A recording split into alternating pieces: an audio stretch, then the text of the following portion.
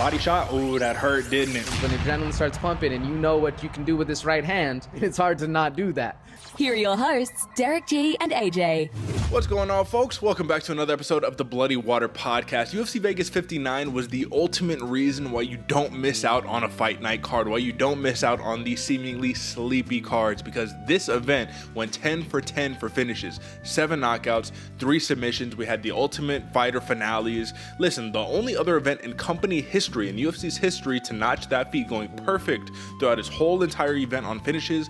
You had to go back to 2014 for that. That was Luke Rockhold versus Michael Bisping back in the day, man. So this is just the ultimate reason. Not only should you watch the prelims, absolutely you should watch the prelims, but you should just watch these sleepy cards that don't have the most name value, the ones that people seem to be lackluster. I'm just saying, man, if you were casual, all of these that don't got the stars on them are lackluster, but this one was filled with some goodness. Now, let me bring in my co-host, as always, the New Mexico native, the Santa Fe bomber himself, AJ, my brother. How are you feeling about the knockout fest, the submission fest that went on this weekend? Woo, Derick, how can you not feel good about going 10 for 10, man? Finishes left and right, up and down the entire card, man. Starting off with a little bit of controversy, but then ending up in a lot of knockouts, brother. 7 knockouts all night long, 3 submissions. You can't really ask for much more. I mean, unless, Jesus was coming down from the rafters to then go jump in a scrap also. Yeah. Ain't much else you can ask for, brother. I'm feeling really good about these fights. It was a lot of fun too, man. Like you said, the perfect reason why you need to watch these sleepy, quote unquote, sleepy cards with no name value, because the names are coming, man. And a big example of that's Bryan Battle. A lot of people overlooked again, and homeboy's still knocking people out, man. I'm feeling good about this card, brother. How you doing today? I'm feeling fantastic, but I want to touch on that. I'm glad that you actually mentioned that, because Bryan Battle, man, he notches the first round head kick victory over Takashi Sato, which is a feat that not a lot of people have credited to their name, right? But this is the biggest part that I took away from that. In the post-fight presser, he says, listen, man, Pooh Bear, his nickname, Brian Pooh Bear Battle, right? Because he used to be a chubby dude. He's like, that guy's dead. Look at me. This is my welterweight debut here in the UFC. I'm jacked, I'm chiseled, I'm ready to go. And he says, if you want to give me a nickname, you can call me the Butcher. That's how you know that Bryan Battle is for real, that he is coming with it, man. He's coming with some heat, some intensity. He had a good call out of Bryan Barberena, even though you could tell it was very much on the fly, started making some stuff up, but he's good on the mic. I see a star incoming in the future. And what's crazy is that this dude was the last pick on TUF 29, man. Wins the competition. Everyone felt like Tresean Gore, was the rightful winner. Well, what happens, bro? He fights him, he beats him. And listen, man, now the man is on a tear, so watch out for Bryan Battle. But yeah, we got a lot to talk about, man, including that controversial first fight of the night, which I'm kind of thinking we knock out the prop recap and we just talk about that for a quick second before we get into the main card. That sound good?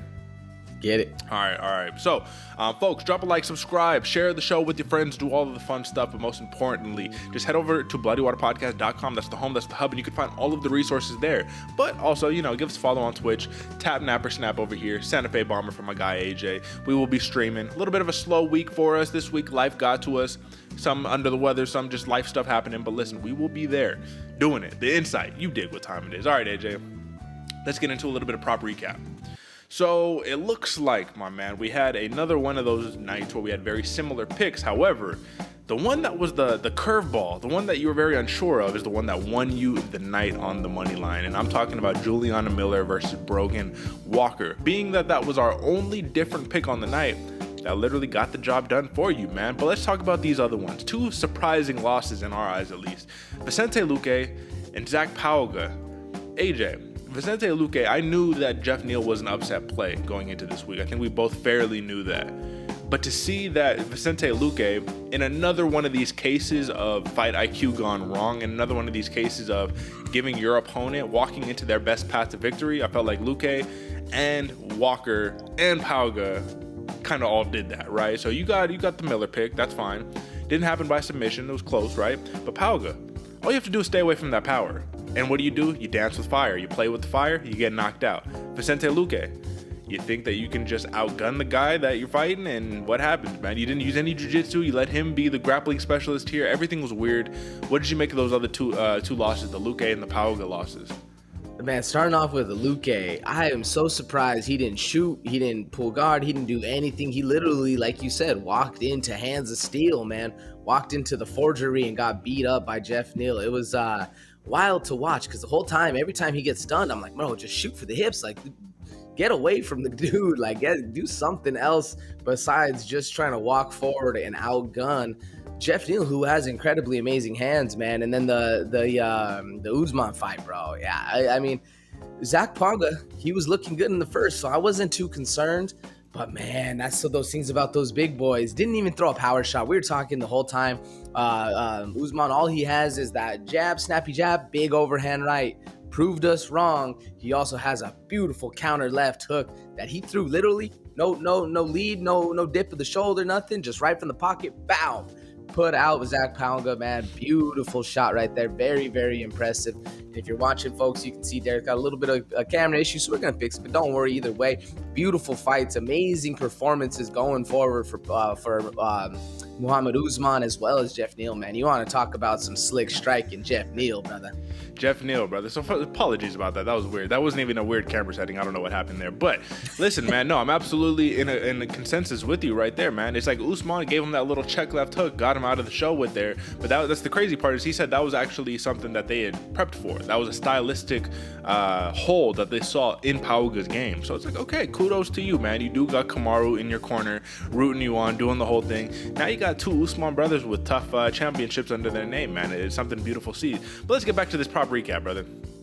We did hit on Jamahal Hill, right? I thought that was pretty clear. Jamahal Hill, easy dub right there. And it was a little more back and forth than we thought, but he gave Thiago Santos a run for his money. Serghei Spivac, I feel like that was the pick of the night that a lot of people still, I don't know why, were betting against Spivac, against Augusto Sakai, and he got the job done, easy. And then, of course, T-Rex. That was a last-minute pick, folks, so I do want to let you know. Ariane Lipski versus Priscilla Cachoeira, that was supposed to be the first fight of the main card. They got rescheduled to next week's UFC San Diego card. Instead, they put T-Rex, Terrance McKinney versus Erick Gonzalez, and AJ, man, Terrance McKinney got the job done. So you win the money line by a thin margin, but you still win the money line 4-2 to 3-3. Now let's talk about these props real quick, brother. So for the props, man, rough night once again. So both of us, we hit on the Spivac TKO, right? You hit on the Miller pick, just not the right methodology. We both missed on Pauga and Luque. And Hill points, man. It felt like points was coming. It felt like the points was on its way. The path to victory was right there. But at the end of the day, you know what happened. It seems like the most realistic way of looking at this, AJ, is that when you have 205ers and up, you cannot really rely on the over. You know what I mean? Like when you have these dudes who are swinging and banging, who are throwing heavy heat, I mean, it's only a matter to somebody either gets gassed out or just gets knocked out. And in this case, would you agree that it was Thiago Santos who kind of just left everything out there in the grappling department, gassed himself out, and then he had nothing to give when he got in that compromising spot? Does that sound about right?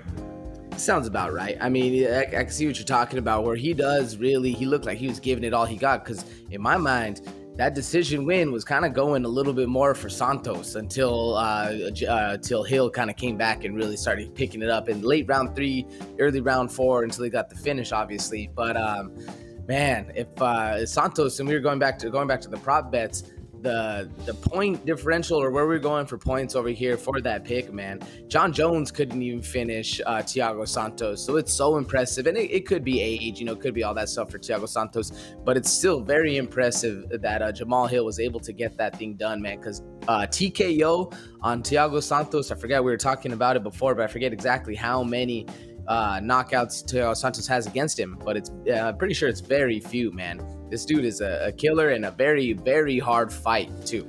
Yeah, brother, it is very impressive what Hill was able to do to Santos. I don't know, I gotta push back. I don't agree really that Santos was winning the fight or that he was anywhere near victory. I felt like he was getting rocked around the cage the whole entire fight. Those takedowns, now that is the thing that was kind of starting to solidify some things. So I thought he won one round with takedowns. That's neither here nor there, you know what I mean? But this is the point. We'll talk about all that in a second. This is the point. 1-5 on the goddamn night, AJ. We need to reassess. We need to, get back into the game in terms of how these things are going to happen. Now, I do have to mention once again, it was an anomaly of a night. You know what I mean? Every fight gets a stoppage victory. Like, how often does that happen? How often are we like, wow, there was 2 knockouts on this whole entire card? Like, that happens pretty often. So I think we will have a regression towards the mean coming in the near future. But at the end of the day, 1-4 a pop on the prop bets, 3-2 each on the over and unders, man. So it does look like we're improving in that category, the over and unders. But however, the only sole win on the night, 4-2 for the money line. So AJ, you moved to 97-53. I moved to 96-54. So once again, you're back in the lead, brother, by a slim margin. But that just means next week counts more than ever. We're getting closer and closer. It's already August, man. December's right around the corner, man. So I'll just leave that for what it is worth. And as I promised, we'll move on to just a couple of these storylines real quick before we talk about the main card, brother. So let's get it. So for this prelim pour-over, I know we're kind of doing this out of order a little bit, right? But for this prelim pour-over, let's talk about a couple of things. Stephenie Egger versus Mayra Bueno Silva, which was a very tough fight for me to pick, AJ. And now in hindsight, I understand why Mayra Bueno Silva was such a heavy, why she was an underdog, but why everybody, like the fan vote, was all on Bueno Silva. I even picked for Bueno Silva in my own picks. I just thought it would be a little more difficult than that. Stephenie Egger has good hands, and when she gets you onto the ground, she has very good ability to control your posture and hold you down in a way that nullifies a lot of jiu-jitsu. However, Mayra Bueno Silva, even though she was against the fence, which is actually not the most favorable position for her to be in, she was able to wrap her legs all the way around the head of Egger for that armbar, which you could see coming a million miles away. It was one of those, another kind of white belt jiu-jitsu mistake that was made. Another fighter made another one similar to this, but wrapped her legs all the way around, and she pulled. And if you know anything about jiu-jitsu, you know that when you get into that, Bisping even said it. He said, you know, when you get into that position, you don't need to see a tap because you know it's game over. You know, once they're fully locked in, legs over the head, hips, or whatever you call this motion where you're doing that, yeah, your arm is going. It's either snapping, they're taking it home, or something bad is about to happen to your ligaments.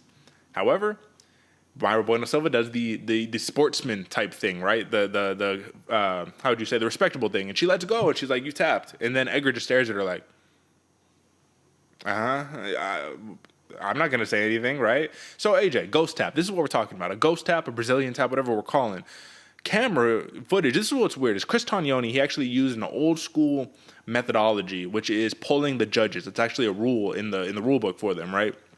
He didn't see it. He took Mayra Bueno Silva's word. This is a weird spot. Now, poll the judges. All right. Judge, did you see it? Oh, I definitely saw it. Did you see it? I didn't see anything. Did you see it? I didn't see anything. Herb Dean, what'd you see? Oh, I absolutely saw it. Okay, well, the fight's over. Then she tapped.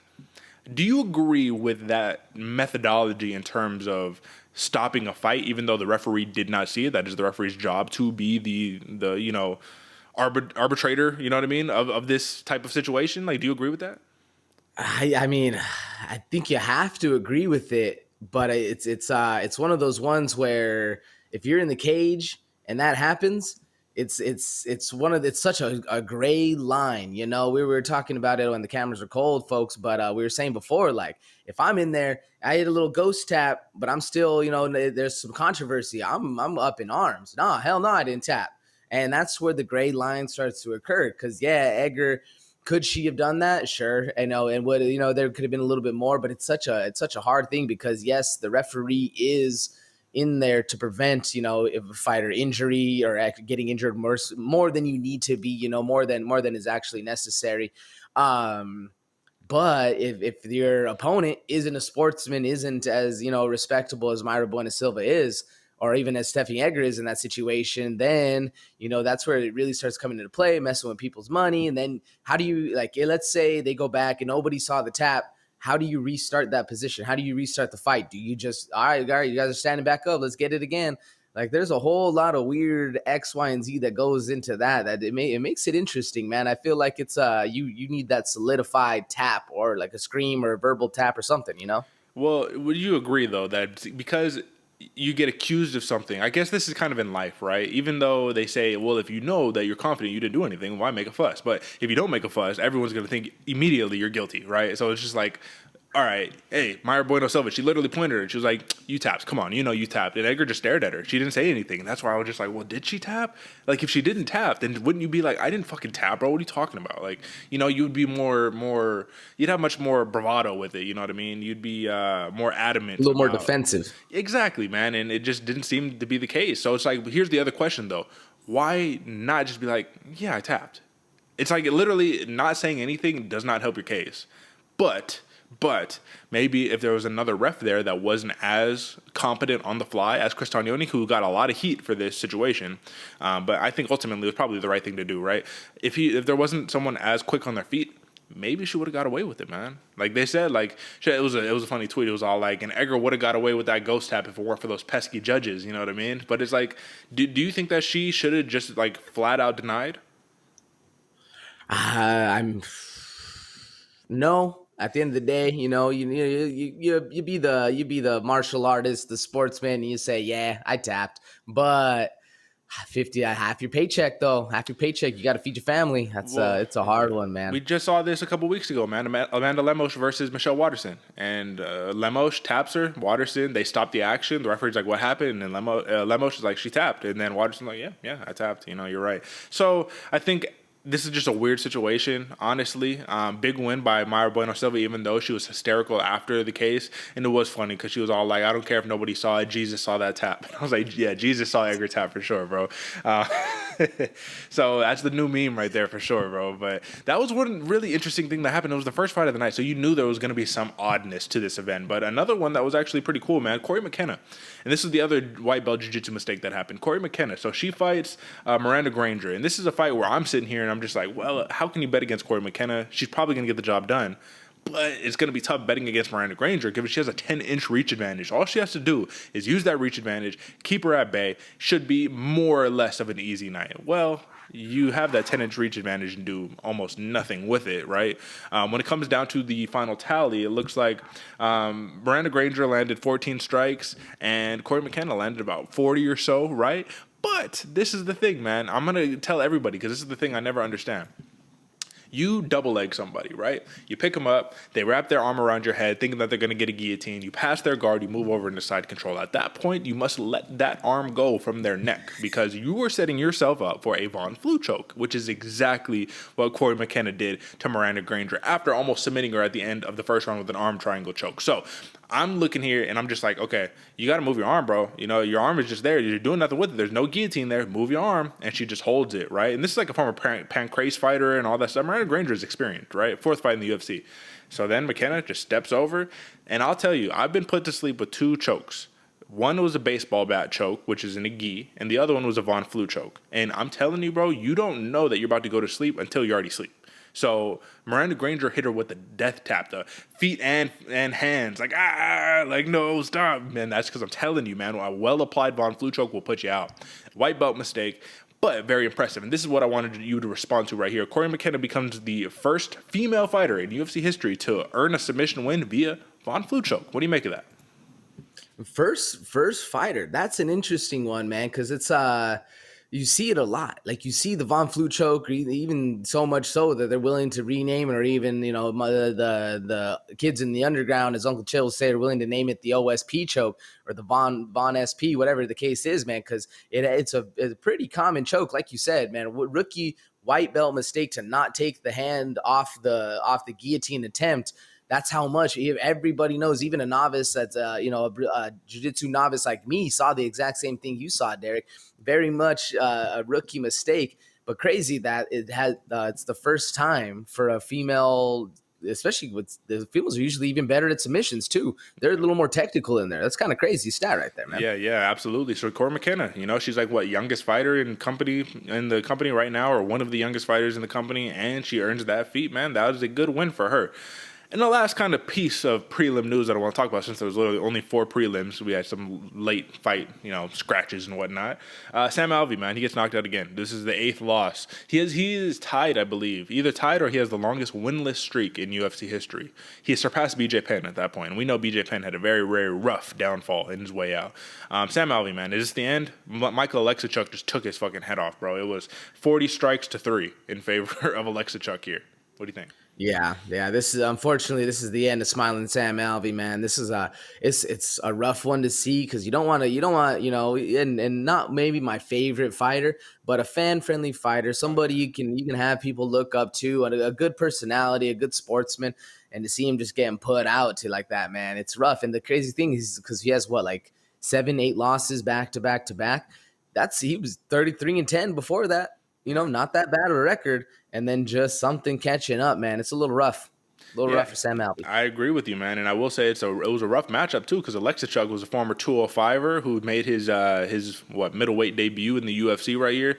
I'll just say, bro, they weren't doing any favors, but he did end up smiling from the beginning to the end, even though he got he got put out like that. So that is your prelim pour-over, folks, right there, man. I just wanted to get a couple of those storylines out the way. Now we'll talk about the good stuff. So, have you seen that replay, buddy? Your head was bouncing around like a pinball machine. Time for some main card breakdown, Courtesy of your hosts, Derick G and AJ. All right, my man. So this is another reason why Jamahal Hill calls it Sweet Dream Stadium, right? Because whether it's flatline, whether he's just putting you out the old school ground and pound way, fists are flying, leather's flying, and people are getting put out of their consciousness, man. And I don't know if he was really able to accomplish that against Santos, but he did do something, like you noted earlier, that greats haven't been able to do, which is just finish him. And he hasn't been finished since 2019, since Jan Blachowicz finished him, man. He looked like he was giving Jamahal Hill problems when it comes down to the grappling, but everything on the feet, it seemed like it was very clear sledding for Jamahal Hill, man. I mean, we got an answer to our question. Our question was, all right, if Santos circles over to that power hand, what is Hill going to be able to do with it? And he was throwing that power hand. Looks like that power hand is back in action, right? But he wasn't having the same effectiveness with that right hand that he was having with a lot of other people. And I don't know if it's because Santos is just tougher than everybody, because it looked like he was using will to just not go down on some of these shots, man. Like, it was kind of crazy. He was putting in a valiant effort. He says, and this was a must-win. This is his first fight for him as a father. This is him saying, listen, I changed up some things in my camps. You're going to see the best version of me. We did see a more aggressive Maheta-style version of him, though, right? Oh yeah. This was a great fight for Santos, and I want to go back a little bit to the intro when I was saying that I had him winning the fight up to that point. I guess it was more I had him winning rounds, man, getting the takedowns, doing a lot of other things that I wasn't expecting Thiago Santos to do. And in my mind, that's what I was mind blown. I was like, damn, this dude's actually working. He's getting a whole different kind of fight style around, and I think that's what was kind of giving Hill a little bit more problems, man. You can see in the end of the fourth, or even I think it was middle of the third, you started to really see Hill kind of start getting welted up, getting a little more cuts, a little more bruise, and the eyes starting to swell up a little bit. Maheta Santos, man, really gave a hard effort right here, and you're right, Derick. Through straight willpower and stubbornness, this man did not go down, and Hill was landing some shots, bro, some absolute shots that would put out a horse, and Santos is just like, nah, fuck that. I'm not going down. And he would shoot. He'd get to the hips. He was a very impressive fight for Santos, man. Very impressive fight for both guys, to be honest. But it was really telling, man, because it wasn't until maybe round 3 or so that the actual shots were having an effect on Jamahal Hill, where he was able to secure him. Because my whole thing was, I was like, man, Santos is wasting so much energy just trying to get to that double leg, and then he puts Jamahal Hill down for 2 seconds, and Hill just pops back up. I was like, okay, impressive. So I was like, on one hand, I was like super impressive by Jamahal Hill being able to be the full package, right? We really do know now when you don't just have a dude pull guard on you and then just triangle, you know what I mean? You can get up from some of these takedown attempts, especially Thiago Santos is a well-rounded grappler, you know what I'm saying? So Jamahal Hill, impressive on the feet, impressive on the ground. Thiago Santos, great bounce-back performance at the end of the day. Like, it was a good performance, but it wasn't valiant enough. My question here, though, AJ, is that for Jamahal Hill, I mean, is this the guy? If he fights Yuri, is this the guy? Man, it's a hard question, because not even the dark horse Magomed Ankalaev can put Thiago Santos out. He took him to the decision. And in my opinion, like when I see Jamahal Hill, I still think a young guy growing up, growing into the sport, growing who he's becoming. But this dude's a killer, bro. This dude's an absolute savage out there. He fights Yuri, or even let's say he fights Jan Blachowicz. Like, I feel like he'd be the underdog, but maybe not. Maybe Hill can come back and get this, and maybe he's the one that goes on the run longer than all the rest. Oh man, I don't have a solidified yes or no. I have a maybe for that answer right there, Derick. But that's a hard one, man. What do you think? Is Jamahal Hill the guy coming up? It's just tough to imagine just the way that he looked in round 4 against Thiago Santos compared to how Yuri looked in round 4 against Glover, right? When Glover was really putting a pace on him, but it seems like Yuri's cardio, even though he was slowing down and whatnot, he still like has this like weirdness to him where he can still push full pace while looking absolutely exhausted. It's kind of crazy. I did want to point out though, for Jamahal Hill, look at the last 3 wins: Jimmy Crute, Johnny Walker, Thiago Santos. Santos clearly the biggest name out of all of them. Lost to Paul Craig, went over OSP, and then everything else before that was pretty much contender series stuff and all that, man. So I do think it would be fair for Jamahal Hill to fight a couple more top 10 guys guys before you get the title opportunity, right? But I think he already understands the plan himself. He said it himself. He was all like, listen, man, I'm going to beat Santos, and then I'm going to beat one more top-notch guy, and then they're finally going to give me my title shot. So whether that top-notch guy is a Magomed Ankalaev, whether that top-notch guy is a Jan Blachowicz, I mean, which one do you think ideally would be a better fight for Jamahal Hill, Blachowicz or Ankalaev? Probably Blachowicz, but I think Blachowicz would have a little bit more willingness to stand and trade and attack on the feet, whereas Magomed, I feel, could work the ground game a little bit more and had a little bit more of a mauling status for Magomed. I think it'd be a harder fight for Hill going forward, whereas Blachowicz obviously does have the wrestling, does have the stuff, but I think he would depend on that quote unquote Polish power. You start getting knuckled up, and then you're thinking like, oh, I can get one back on this guy. I think the ego is a little bit bigger for Blachowicz than it is Magomed, where Magomed has stayed a little bit more true to the game plan. What do you think? You know what? I think both of them are going to be tough matchups for Hill, man, because both of them, they do have that wrestling very much in their back pocket. I mean, Ankalaev is a little more prone to use it. Blachowicz, though, why not just repeat the Izzy performance? If he can get Hill to the ground and take away the striking, why not, right? And, I mean, that's really the big thing right there. I just don't know, man. If somebody who's really like a takedown specialist fought against Hill, in your mind, you're saying that Santos was racking up points just off takedowns. But for me, I guess I just see it differently, man. You have to do something with your takedown. You can't just take someone down and just call it a day. Like, do something with it, right? And Santos, did he do much with it against Hill? No, not really. I mean, not until the later rounds. That's what I'm saying. So let's get the damage going. Let's do all that stuff. Either way, man, this is a massive, massive victory for Sweet Dreams Jamahal Hill. And listen, the sky is bright. The future is bright for my man. We'll probably talk about him in the rankings review just a little bit later, man. But nothing more to say. But huge win by Jamahal Hill. Now, Geoff Neal, this was the underdog play on the week, but the way that he got it done, it's just almost like the victory was almost handed to him. You know what I mean? Vicente Luque, even though he fought admirably, even though in that second round he was starting to bring back some momentum, I think that Geoff Neal did something that was real savvy, bro. And he beat Vicente Luque on ego. And what I mean by that is he knew if this fight was technical, Geoff Neal wins all day. As soon as it turns into a brawl, that's where Luque thrives. Well, how about I keep it standing on the feet to where it's technical the whole time and I won't allow the brawl? How about that? And I think that's more or less what happened. Do you agree? Oh yeah, man, 100%. It was Geoff Neal fighting his kind of fight and letting Vicente Luque walk into the danger zone. Absolutely, and that's kind of the problem is Luque does have that fearless, reckless abandon.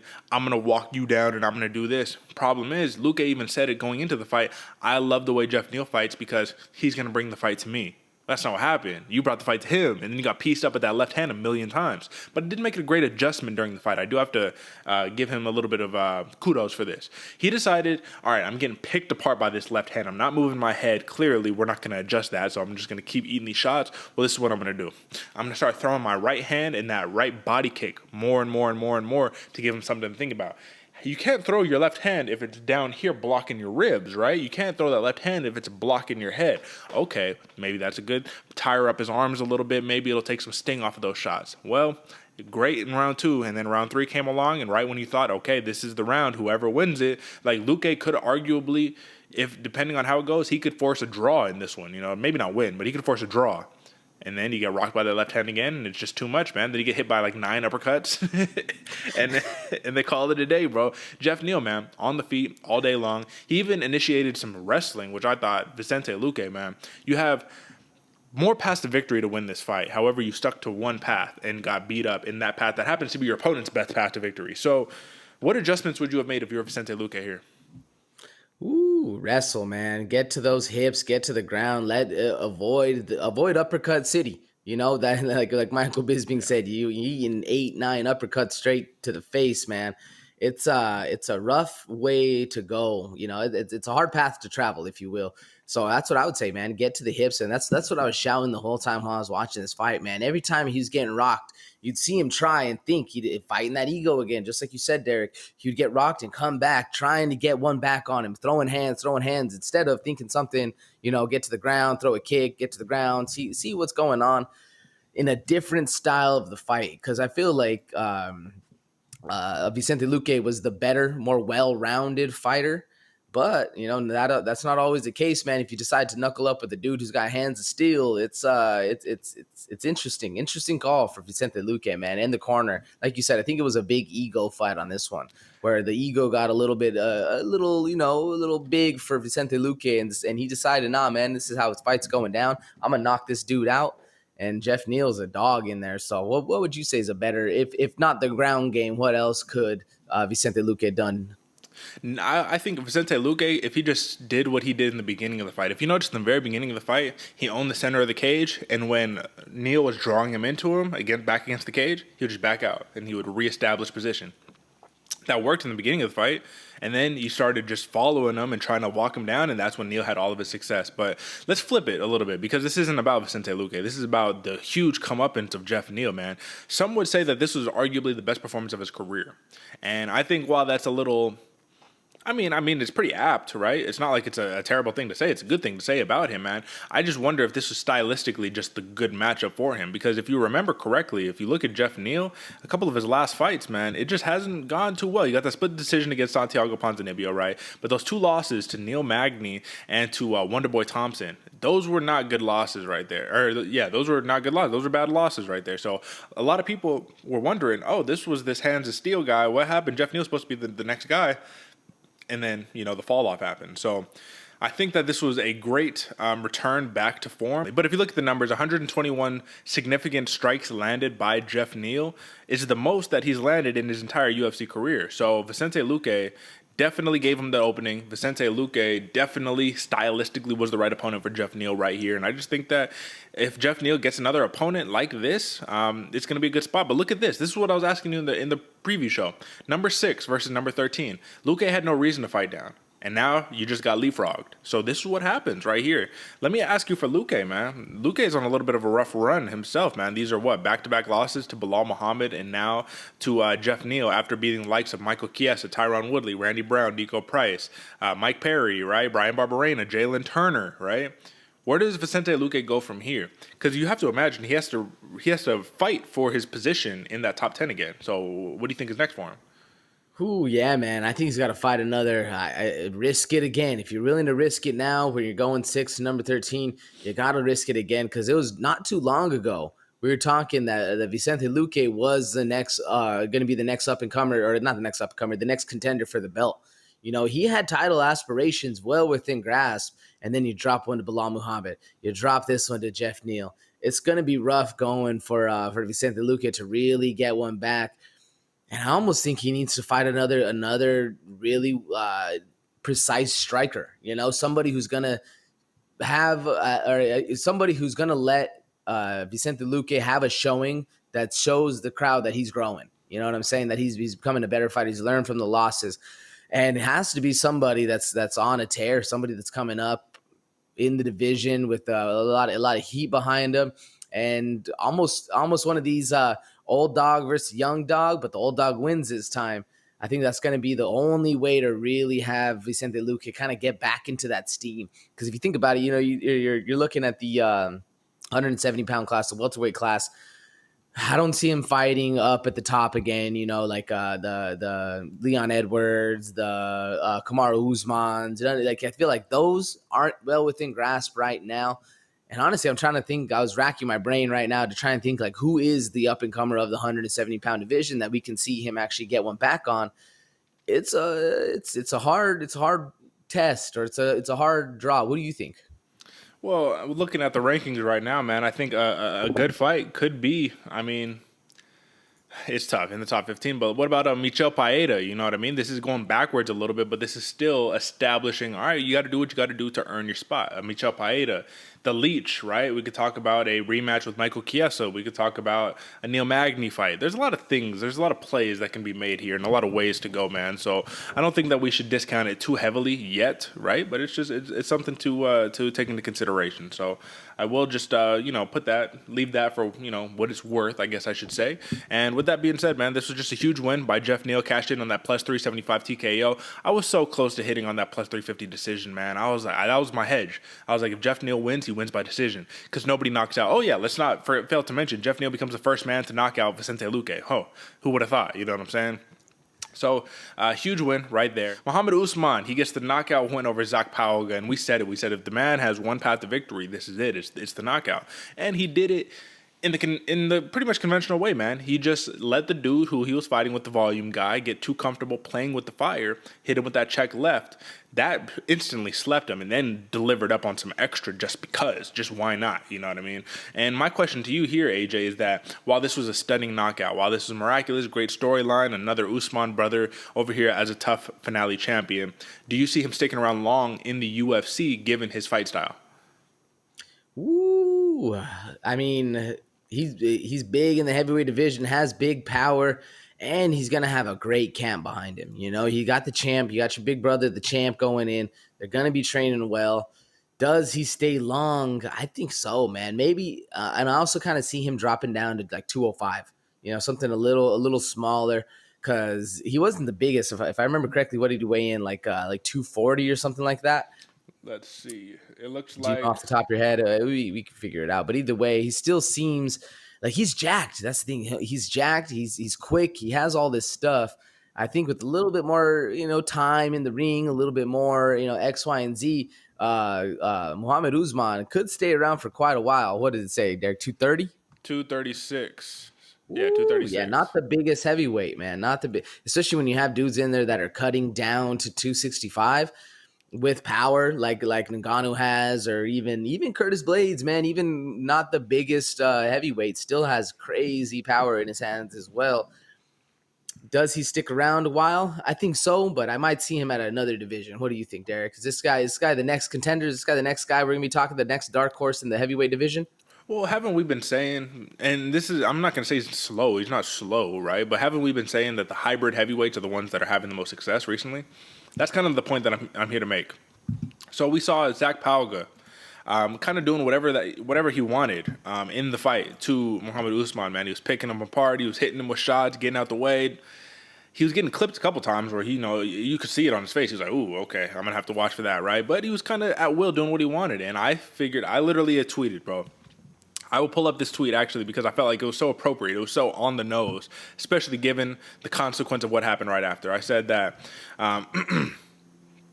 let me see. Let me pull it out. Okay. I said, Mohammed Usman is scary because he has that nuclear option available the entire fight. This is Pauga's fight to lose if he can manage to not get clipped by that big right hand of Usman. And literally, just like a moment of seconds later, he gets knocked out with the left hand, followed up by the big right hand, right? So I was partially right there. But that's the point, man. That's the whole thing, is that it's like, if you could stay away from that power and take him down and do a host of other things to him, man, I could see this as being very easy matchups for a lot of these heavyweights. I don't mean easy because staying away from that power is easier said than done. You can say the same thing about Ngannou, right? Just stay away from that big power of Ngannou and you'll just beat him. Like, oh, okay, right? So many people have failed to do that.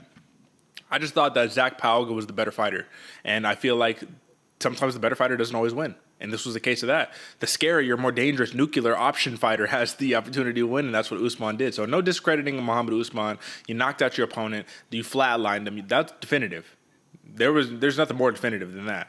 I just wonder, the type of success that our TUF 30 finale fighters are going to have in the upcoming future. Because look at Ricky Tercios, right? He got that big win for the finale, and then you lose one in your kind of debut. I don't know, man. It's tough. Do you have any other thoughts on this? I mean, I see what you're saying, but even going back to the Ngannou point, yeah, he always has a nuclear option. But what he do in his last two fights that surprised us all, man, wrestled. And if Ngannou can grow like that, and we can see Usman do it, maybe we'll see it. But yeah, I mean, that's a pretty massive mountain to try and climb when big dudes are throwing heavy leather at you. Yeah, and I do think he should stick around at 265, man. I don't think cutting down to 205 would be the smart choice right there. But, like I said, he cashed in on that plus 500 TKO, man. And I was, look at the odds, man. I had that plus 150 decision riding on Pauga, and it looked like it was almost there, man. But you know what happens. Juliana Miller, she is your TUF 30 women's flyweight champion. And listen, man, it felt like, we were talking about this off air. It felt like ego was the problem for both of these fighters. For Pauga, like we just talked about earlier, he didn't respect the power of Usman, played with fire, got knocked out. Here, Brogan Walker in the face-offs, in the weigh-ins, right? Little, you could tell she was feeling it. She was sitting there like, oh, what's up, And then once they get separated, talking all this shit, I'm gonna win, da da da da da. And Juliana Miller is just like, yeah, all right, bro. I'm already in her head. This fight's already basically won. But here's what really won the fight with Juliana Miller. If we have two paths to victory, right? One for Brogan Walker is you're the sharper striker. Stay at distance, pick her apart, don't let her get in and get these takedowns, don't let her bum rush you with that crazy little flinging jab she throws in there, right? If you're Juliana Miller, bum rush her, grab her, put her on the floor, and do exactly what you did to her in this fight. However, Brogan Walker says, how about I give you your path to victory, and I just go and clinch you up so that you can reverse the clinch and then trip me and then mount me, and then almost submit me in the second round and finish me in the third round. I felt like, not taking anything away from Juliana Miller, but this was very poor fight IQ for Brogan Walker. However, Miller capitalized, man. She did what she needed to do. She capitalized on the moment, and she looked like a stud out there. So I do have to give her that. AJ, who do you think cashed in on a plus 1,600 TKO prop for Juliana Killer Miller? Who do you think cashed in on that? Man, I don't know if anybody did. Usually, if somebody does, they'll post it. I didn't see anything on the little screen pop up saying somebody actually got that win, man. Because I was very close to getting the submission win in round 2, but fuck, man, I don't think anybody got that TKO for Juliana Miller. Everybody saw what we were talking about in the pre-show, that Brogan Walker was the superior striker, man. But it seemed like we were talking about this before when the mics were cold, that it seemed like a serious regression in Brogan Walker's fight style, man. She went from being Wonder Boy-esque to being like a wonder child, not really knowing what's in there, kind of, playing a different kind of fight, man. She didn't even have the same stance going in. That's what I liked most about Brogan Walker. She had this wide, blitzy, karate-style stance, using long strike, coming in, bap, bap, bap, piece you up, and then dip out, not being able to get caught again. But for this one, it was weird, man. She was walking in boxing style, pressed her up against the cage, clinch up. It was crazy. And I was telling Derick this earlier. Michael Bisping was saying that Brogan Walker was the better all-around fighter, better grappler, better striker, better this. I was like, what is this dude? Like, Brogan Walker had a lot of hype behind her, but Miller, obviously the better grappler. Like if once you saw what she was doing to her, when she's the control, the takedowns, the clinch, once she got her hands on Brogan Walker, it was all Miller's fight.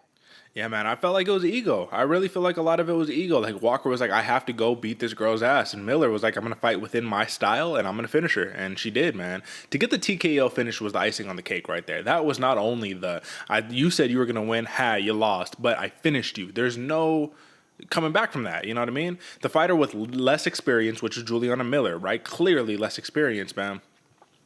You got to pull something away that Jamahal Hill said, and I forgot to mention it, but it was really a cool line that he said, and I really respect it. He said, y'all got to stop talking about this whole experience stuff, right? Because, Jamahal Hill, he's 11-1, doesn't have that much experience. He said, y'all got to stop talking about this experience stuff because y'all ain't never experienced nothing like me. And I'm like, oh, that's fire right there. And same thing could be said for Juliana Miller. She's like, yeah, I'm only now, 3-1 in her career, right? She's very, like, a small sample size for her professional record. Very short record, but how many people have experienced a kind of a interesting fight style like hers? Not a lot of people, man. So that's the thing. Brogan Walker thought she could walk in and just get the dub, and she got dubbed on right there, man. So shout out to Juliana Miller. Very eccentric personality. She gives me those Ricky Tercio vibes, man. Like, she has that it factor personality wise. So I'm hoping to see a lot more of her, but I still do think that striking needs to get taken care of. Big win by Juliana Miller. This is probably the easiest call of the night. Serghei Spivac in the apex cage, that small apex cage, not only looked like a sharp striker with crispy jab, which I truly think if you have a crispy jab as a heavyweight, you're almost a cheat code in the UFC's heavyweight division, man. Like, that's all you need, just a crispy jab, and next thing you know, everyone's like, oh, are you top 15 ready? Like, you know what I'm saying? But he didn't need that. He just used the crispy jab a little bit, and he shot on Sakai, and every time, I mean, like I said in the pre-show, if Serghei Spivac could pick up a 290-pound man in Greg Hardy, lift him up, hoist him over his head multiple times, like suplex him, what problem is he going to have with Sakai? And he had no problem. He just took him down time and time again. And I thought, AJ, that the ref was giving Sakai a million chances to get back into the fight, like a million. I was so worried. I was like, Is Spivac really not about to get this TKO just because the referee won't call the fight? Man, what happened, man? He hit him enough times. Sakai couldn't respond. And Sakai, after, he looked at the ref like, whoa, what's up? I was like, bro, you were getting your ass beat. Like, come on, don't do that. Like, all respect.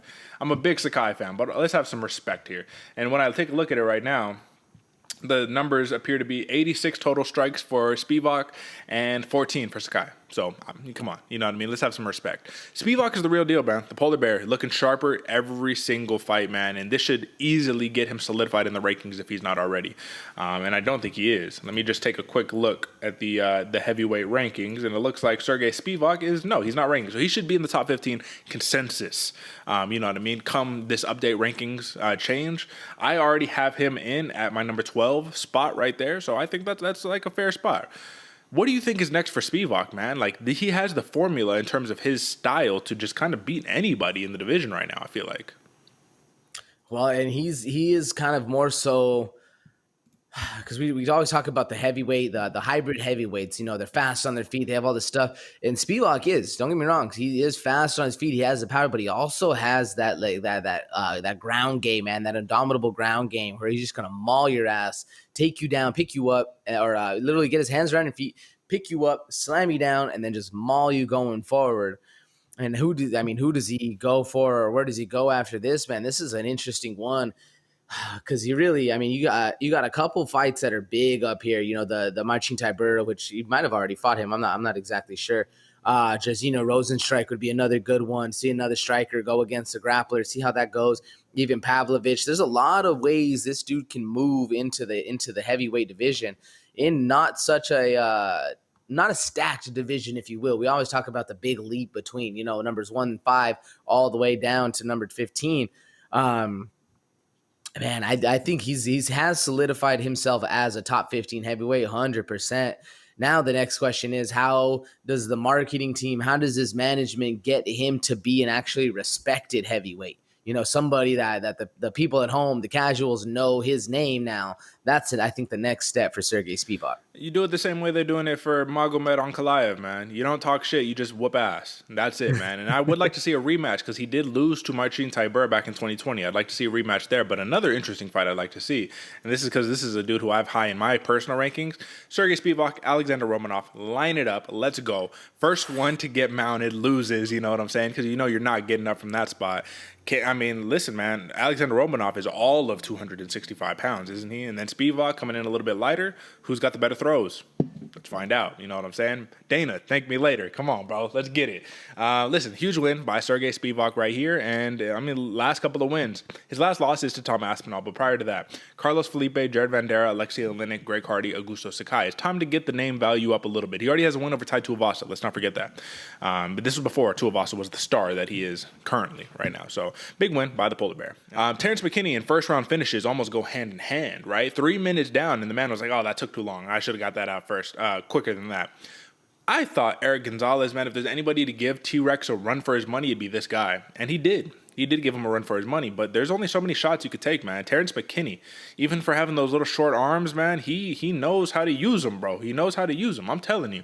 He sits down on his shots, and he gives these dudes problems, bro. He's so precise. Everything he's throwing, you could tell. It's just, he uses his feet. This is the difference between him and a lot of other fighters. He doesn't let his arms do the work for him. He uses his feet to close the distance on every shot. So every shot carries massive implications. However, I had a feeling, and I marked it on Tapology, man. Terrance McKinney, first-round submission win.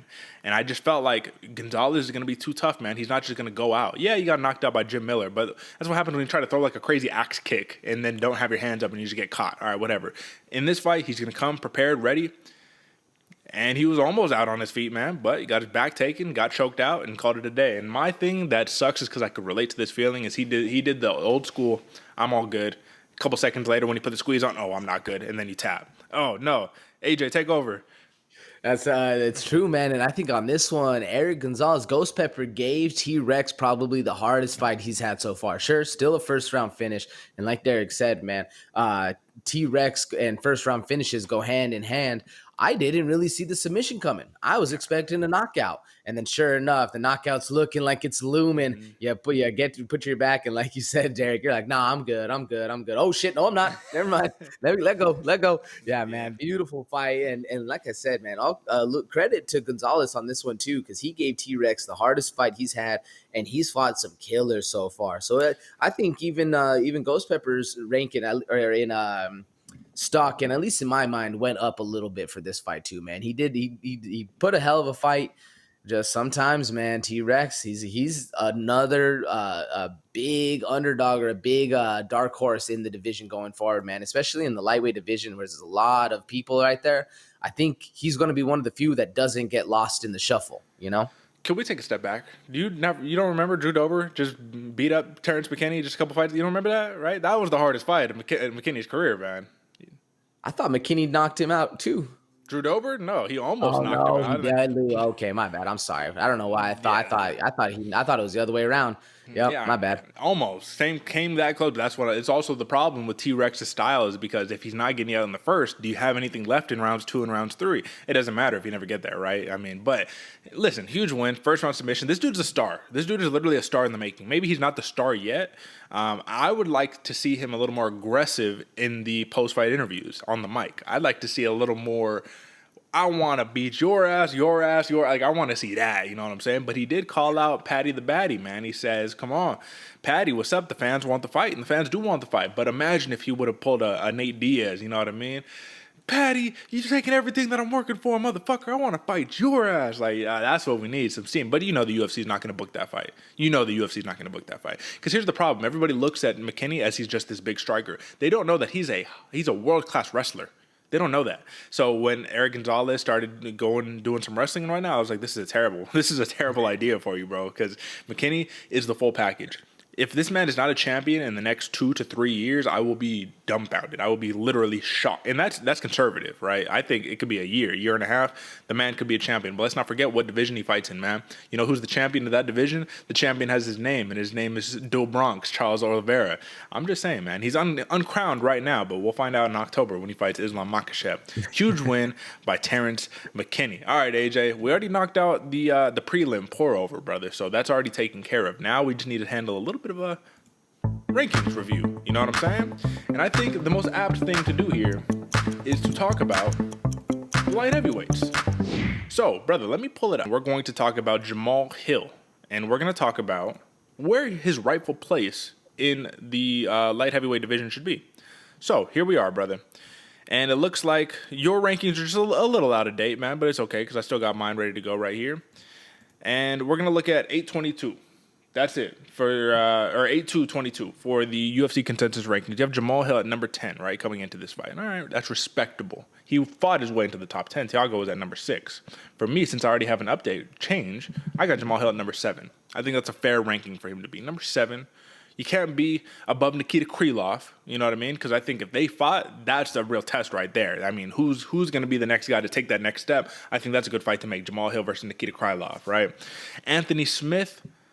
Is it hard to blame him for the loss against Ankalaev when you got your ankle broken? You know what I mean? Like, is it like, can you really blame him? And then look at all the other guys: Rakic, Ankalaev, Blachowicz, Teixeira, Yuri. Right? Come on. But then let's look at these other guys: Dominic Reyes, Ozdemir, Spann, Craig. And look, now Hill has surpassed Paul Craig, but it's like, last time I checked, man, you got your whole arms taken off your body. Your skeleton was broken. You know what I'm saying? So, where do you think Jamahal Hill truly should be? I'm thinking number 7. I think that's a fair place. But where do you think he should be in the grand scheme of the light heavyweight division? I like the post Nikita Krylov, under the Nikita Krylov pick. Because if we're just looking at yours, Nikita Krylov, Anthony Smith, Rakic, and up, those are all really, really challenging fights right there. Very difficult. But I do think he gets one over on Dominic Reyes, also on Volkan Ozdemir. Yeah. Now, right there, Paul Craig, it's a weird thing, too, because I'm pretty sure Paul Craig beat Nikita Krylov, but Nikita's ranked above him as well. And I could be wrong on that one, but I'm pretty sure from memory, Paul Craig beat Nikita Krylov. So that's like a weird thing, man. Like, can Jamahal Hill be ranked above? Oh, yeah. You did? Right. Yeah, in the last fight. It's That's why I triangled him, yeah. It's so crazy. It's wild, too, that Paul Craig's still down that low. Because with a good grappler, then we really get to see what Jamahal Hill's really like. So that it's I like the number 7 pick. I'm saying 7 to 10. Anywhere in 7 to 10, I think that's a perfect spot for him going forward. Paul Craig needs to get a little bit more respect in the book as well, but I do like right where you have him at, man, because I do think that's like the line right there. And that Nikita Krylov and up, that's the line of like really, really tough fights where I'm kind of having a little hesitancy. And below, Dominic Reyes, Volkan Ozdemir, Ryan Spann, all of those, I'm like, okay, I think he can get one over on him. Well, let's look at Jamahal Hill. He says if he fights one more good guy, he should get a title shot. Which one of these guys do you think could get him a title shot? Ooh, I think if he beats Rakic or Blachowicz, he'll get one. Okay. I don't think they're gonna match him up against Magomed.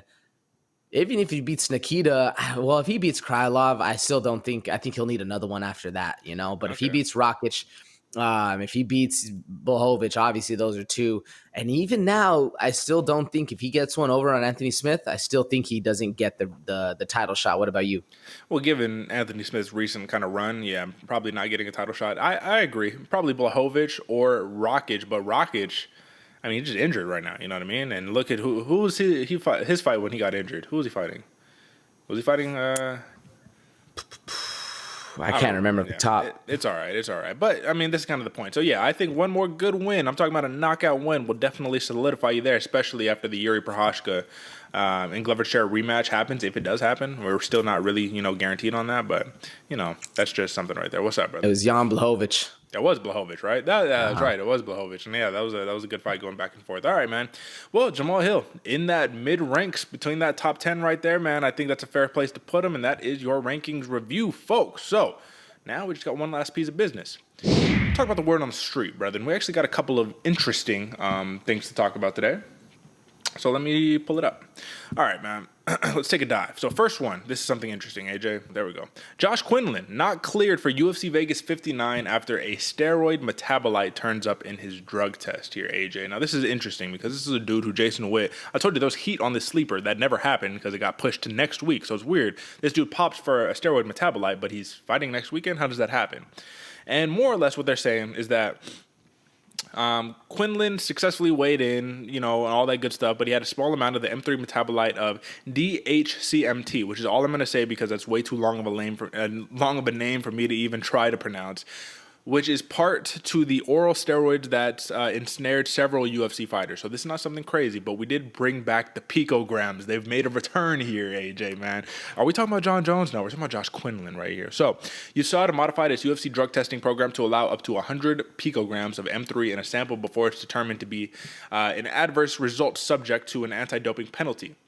So Quinlan wasn't ruled to fight. He was not cleared to fight by the Nevada Athletic Commission, but they're going to allow him to fight in California next week. I don't know, man. This is kind of weird. What do you make of this? Yeah, it's wild because when you posted this in the chat, man, I was looking and said that UFC, it didn't violate the UFC or the USADA drug policy. It only violated the Nevada State Athletic Commission policy, which is a crazy thing to think that I guess they are the governing body of a independent business. So, I mean, I guess it makes sense, but it's wild that state to state, these rules are all different. And even no matter what, the UFC, the people employing you say, no, you're good to fight, bro, but these guys ain't gonna let you fight. So sorry, we'll put you on next week. It's crazy. It's wild to see. And I think it's going to add even just a little bit more heat to that fight going forward, especially if Jason Witt has a little something to say to it. And, I mean, listen, be like, you made me cut weight, do all that just to have to, reschedule the fight next week? All right, motherfucker. Someone's got to pay for this, right? All right, AJ, this next piece of business here, it's going to be something a little bit different, man. I haven't done this before where, played a video here on the show, man, but I kind of want to do it because this is Doe Bronx, man. He has a message. So this is courtesy. I found this on Reddit. This appears to be courtesy of a channel called MMA Hoge. At MMAHOJE. So I want to give all credit where credit is due. But check it out, man. Hopefully this doesn't get us taken down or nothing. Uma das coisas que eu tenho mais para falar para vocês, presta atenção no dia de hoje, tá? Numa quinta-feira, dia de hoje, presta atenção que eu vou falar. A arrogância deles vai matar eles. Arrogância.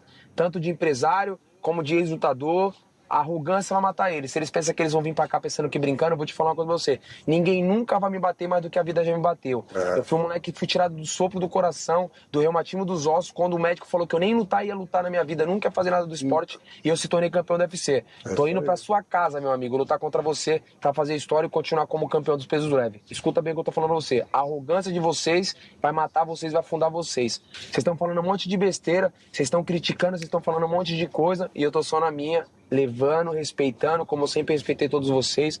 Só que presta atenção, tudo aquilo que vocês falam tá na mídia, tá chegando, depois não reclama depois. Só isso que eu Okay, vou so falar. AJ, man, did you hear anything? I couldn't hear, but I was reading it going forward. Where he's talking about the arrogance of everyone. That's what's going to kill him is the arrogance. It's an interesting one. Very interesting take right there. Yeah, basically, he's just saying that his whole camp, Islam Makhachev and his whole camp is ignorant. They're disrespecting. They're trying to downplay Do Bronx, and he's saying you're all going to pay for that. Now, I do truly feel this is something that I mentioned, when Charles finally got the championship and all that. It felt like he feels like he's the ordained one, man. Like he's been anointed by God. Like he's like literally, man, like life. I really like what he says, but at the same time, he's like, man, you can't hit me harder than life has already hit me. And I'm just like, damn, I feel like I'm listening to Goggins right now. You know what I mean? Where he's like, hey, motherfucker, put your shoes on. You know what I mean? Like, like doing all that shit, right? So, I mean, Charles, man, it looks like he's still hungry, man. It feels like he doesn't feel like he gets the respect that he deserves. What do you make of the whole thing? Yeah, it's exactly what it feels like, man. And it also feels like, even though, because it's weird to say that Islam is disrespecting him, because Islam's not really talking, man. I feel like that's a little bit more of a jab at Ali Abdelaziz or anything, or the team, or of anything. That's really, it also kind of feels like it's Do Bronx finding a way to get hungry, finding a little bit more motivation, which if that's what you got to do, shit, brother, take it to the 10, let him know.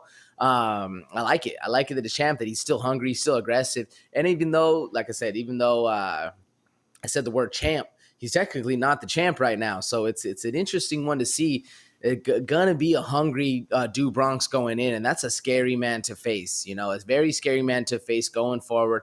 I'm a little curious as to who exactly he was talking about, because like I said, Islam isn't the biggest talker. Islam isn't the most disrespectful person in the world. Actually, rather the opposite. He's usually a little quiet. He says, yeah, he sure does say it's my time and all that stuff, but that's not really the smack talk. I feel like that is lighting up Oliveira on this one. Who do you think this is a little targeted more towards? The general team? Is it a specific person? Is this just him fanning his own flames to make him mad to get the fight going a little bit? What do you think? I do think it's a little bit of that, of kind of fanning the own flames, but I think you're right. I think it's probably more directed towards Ali Abdelaziz more than anything. And then when you kind of look at, because like I'll even pull it up right now, man, and you look at the comments, I mean, there's not really a lot of people. Like, it's just classic Reddit shit. Just classic Reddit shit. But yeah, you're not even really seeing, I mean, many thoughts on that, man. It's just, I don't know. No, wait, let me read this one. It says, there was a UFC's fighter coach who came out a few months, said Khabib and his team used to be genuinely humble when they first came on the scene, but it's disappointing now that they become cocky like everyone else. Can't remember the coach's name. Maybe somebody else could find it for me. I'm pretty sure it's the City Kickboxing head coach, Eugene Behrman. Interesting, man. Interesting. Says, I feel like people regularly mix up Khabib for his fans. Khabib has been way more respectful than pretty much any other fighter regarding this particular fight. As his close friend is in it, he 100% has the right to say Islam will destroy Charles. Interesting.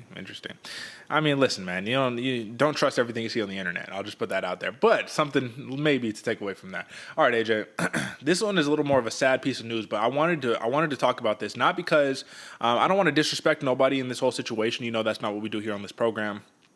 I wanted to shed light as to why, even though this is a combat sports program here, you should be very careful about what you do out on the streets. And I'm sure you're aware of this, AJ. You live in Texas, man, and everybody in Texas, so they say, has a gun on them. So that means that a armed society must be a polite society, because if you do the wrong thing, your ass is, something not good is going to happen to you.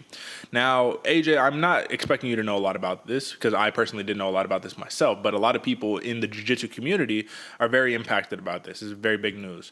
So 8-time jiu-jitsu world champion Leandro Lo reported dead after a dispute with a man. And I have not necessarily inside information, but kind of like we're talking about it in, with the jiu-jitsu buddies, and we're saying like, oh, kind of have an idea of what happened a little bit more, right? So more or less, this is the story. And I'm just going to show off this is a dude very accomplished, right? You know, was set up to have a rematch after ADCC with Micah Galvao. Yeah, I think. Anyways, this is a high-level jiu-jitsu 18-year-old fucking savage taking the world by storm. But this dude was in a club in Brazil, in Sao Paulo, right? And this is kind of what I want to say about this. Basically, the word is, and I'll just take it straight from the group chat that I'm in, right? This is the word. Some drunk dude was fucking with him, right? With this dude, Leandro Lo, at a club. So what does he do? He's a jiu-jitsu black belt, multiple-time competitive champion, worldwide champion. He takes him down, probably double legs him, and he mounts him, right? And what is the one thing that I say all the time? So first off, he mounts him to control the situation, to de-escalate the situation. That's what you do. You don't hurt nobody. You just mount them and show them, I can do whatever the fuck I want to you. I'm not going to, but like, just stay here, buddy. Relax. And when you're relaxed, I'll get up and we can proceed, right? Isn't that the most appropriate thing to do?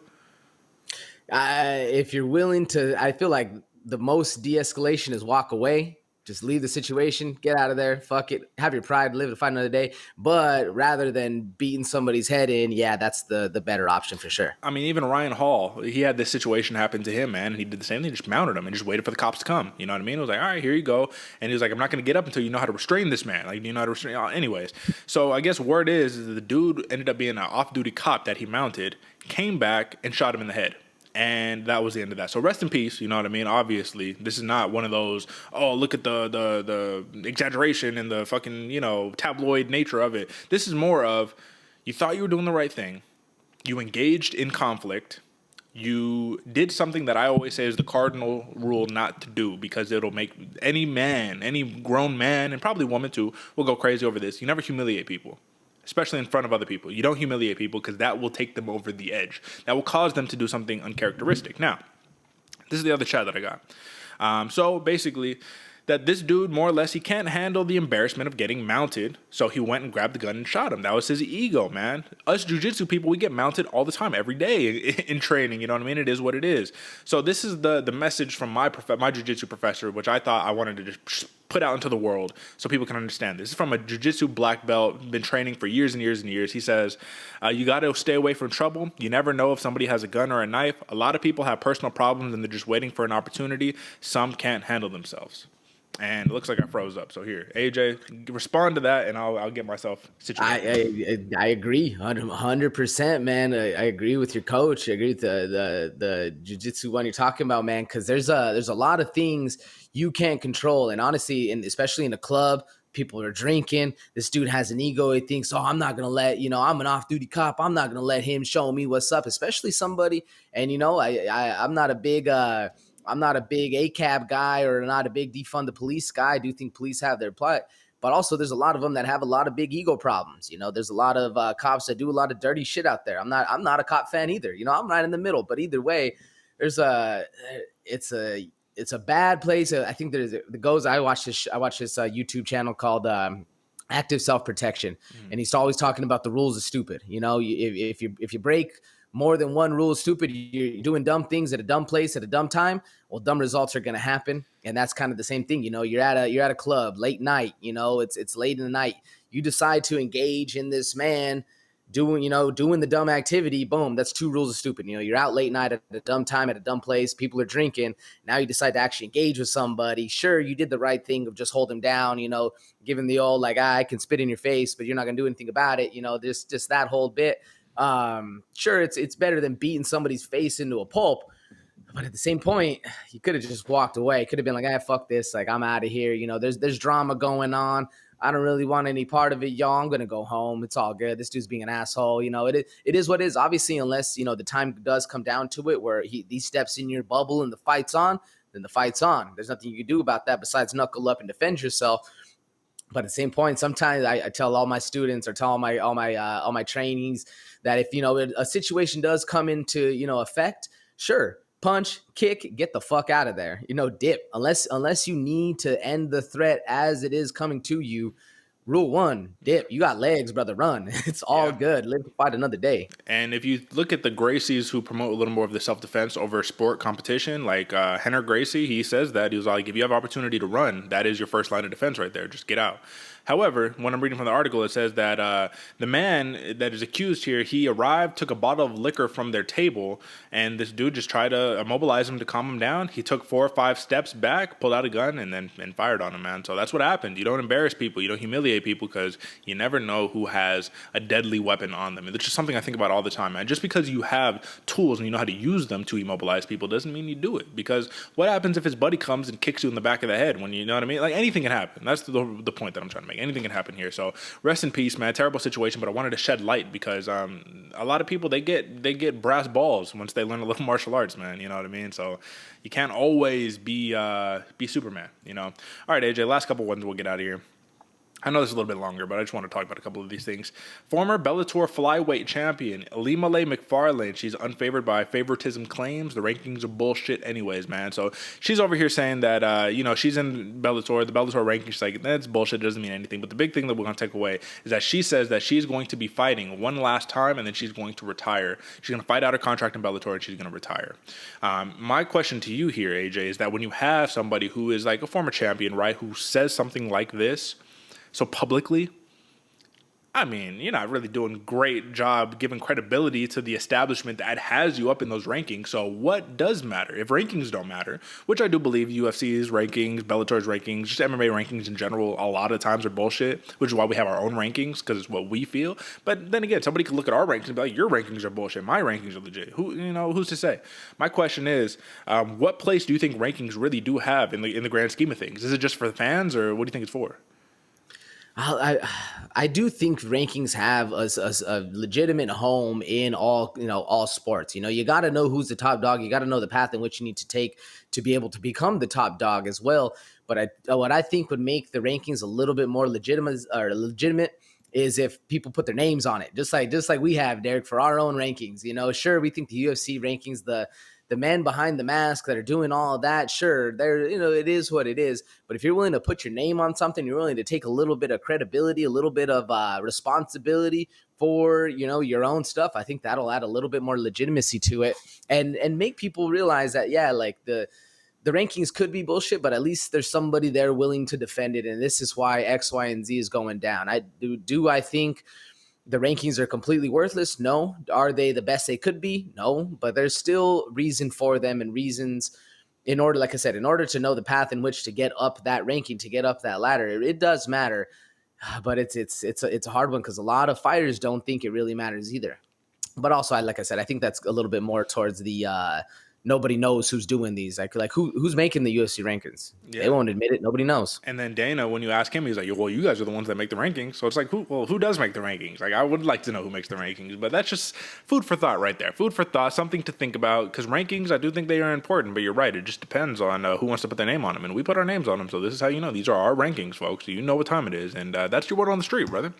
So next week, man, we got UFC San Diego, man. This is going to be a fun card. We have a long-awaited, highly anticipated matchup between Chito Vera and Dominick Cruz, Dominick Cruz, let's not forget, he actually kind of refused to fight Chito Vera when Vera was behind him in the rankings. Now Vera's in front of him in the rankings. He's like, what's up? I'll fight down. I don't care. I want to fight your ass. That's why you got to love Chito. And I wanted to take a quick look at this card.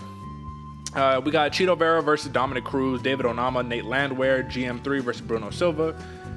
Devin Clark versus Azamat Murzakanov. That's going to be a fun fight. Nina Nunez versus Cynthia Calvillo rebooked. UFC debut of Yasmin Haragi. I'm going to let you guys know right now, watch out for her. She's a killer out of Combate Global. She's fighting Yasmin Lucindo, who's making her UFC debut on short notice. Mowgli Benitez versus Charlie Ontiveros. That'll be fun. Ode Osborne, Tyson Nam, Angela Hill, Lupi Godinez. That one got moved up to this card. Yosef Zalal versus Damon Blackshear. Witt versus Quinlan rebooked, and Lipsky versus Cachoeira rebooked, man. So we got a couple ones that are familiar that we'll be talking about, but it's going to be a fun card overall, my man. Let me ask you this here, AJ. If Chito wins against Dominick Cruz right here, we're almost saying this dude has to be in the running. You got to be one of these coming up for a title here in the near future, man. I mean, I feel like we've had so much adoration for Chito Vera over the years just for his Goggins-esque personality, but it's like the results are actually showing now. What do you think? Oh, 100%, man. It's almost undeniable if Chito gets this one over Dominick Cruz. And Dominick Cruz, as much as he, is a legend in the sport, kind of faltering a little bit, not necessarily the killer. I mean, he's always been a killer. I mean, obviously a pace machine, incredible fighter, all this stuff. But a big win for Vera right here, man. A name-wise, killer-wise, even if he still isn't getting the respect from like a lot of the casuals who don't really know who Dominic Cruz is. They only know him as the commentator, anything like that. Like, this is a massive win for Chito Vera if he's able to get it done. Absolutely. So we will see. Lots to look forward to next week, folks. So we will be back on it. Check us out on Friday for the preview show. Audio drops the day before, excuse me. And that's it for us, folks. AJ, you got any last words for the people? Ooh, you already know, Derick. Make sure you share the show with your friends. BloodyWaterPodcast.com, the home, the hub, your favorite fighters' favorite fight show. Just share it with your friends. If you're ever hearing people come up in casual conversation, let them know where they can come make some money. Because if you're looking, you already saw, man, where we got 97 and 56, whatever it is. We got some numbers over here that prove that we are doing the right thing, getting y'all some money, hitting on all these picks. Make sure you share with your friends. You can see on the bottom right there all of our links down below. TikTok, Bloody Water Podcast. You already know the deal, but go check us out. Share with your friends. That's about it. And let's do ourselves, some justice here. 97 and 53 for you, brother. 96-54 for me. So 64% for me, 64.67% for you. Both over 64%, brother. That's the key. That's it for us, folks. We'll catch you on the flip side. Until next time. Peace.